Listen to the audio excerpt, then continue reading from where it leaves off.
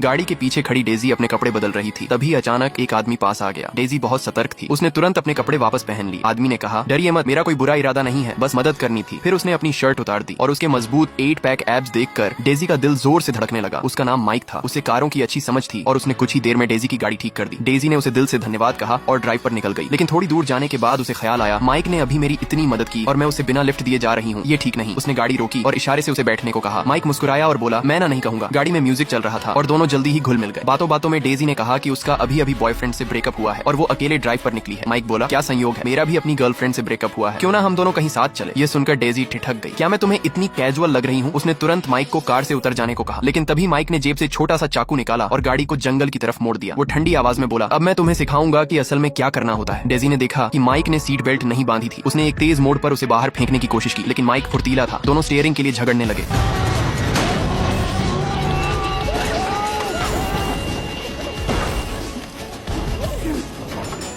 Daisy का पैर seat और कंसोल के बीच फंस गया और हाथ घायल हो गया। तभी झटका लगने से माइक कार से बाहर जा गिरा। डेजी बेतहाशा चारों तरफ देखने लगी कि कुछ काम की चीज मिले। गाड़ी के पास जमीन पर वही छोटा चाकू पड़ा था। उसने पर्स की पट्टी से उसे खींचकर अपने हाथ में ले लिया। माइक ने हंसते हुए ताना मारा, मेरे पास भी गाड़ी है लेकिन मैं चला नहीं रहा, बस मजा ले रहा हूँ। और यूं ही कार छोड़कर चला गया। डेजी कार में फंसी रह गई। वो जोर जोर से मदद के लिए चिल्लाती रही, लेकिन सुनसान पहाड़ों में उसकी आवाज किसी तक नहीं पहुंची। रात होते ही ठंडी पहाड़ी हवा चलने लगी। डेजी ने कांपते हुए अपना कोट पहन लिया। बाहर जंगली जानवरों की आवाज सुनकर उसने डर के मारे हेडलाइट ऑन कर दी। आखिरकार थककर वो वहीं सो गई। सुबह उठी तो देखा कि उसके हाथों पर चींटियां रेंग रही हैं। जीवित रहने के लिए उसने सिर्फ अपने बैग में रखे बिस्किट और पानी पर गुजारा किया। इत्तेफाक से उसे माइक का बटुआ मिला जिसमें उसका अपना आईडी कार्ड भी रखा था। ये देख उसका दिल पूरी तरह टूट गया। उसने वहीं बैठकर एक वसीयत लिख डाली। तीसरे दिन अचानक उसके फोन की वाइब्रेशन से उसकी आंख खुली। वो खुशी से उछल पड़ी। सिग्नल आ गया था, लेकिन जैसे ही उसने कॉल करने की कोशिश की, नेटवर्क गायब हो गया। तभी अचानक माइक फिर सामने आ गया। उसने डेजी से झपट कर उसका फोन छीन लिया। अब डेजी को सचमुच लगने लगा कि उसकी सारी उम्मीदें खत्म हो चुकी हैं।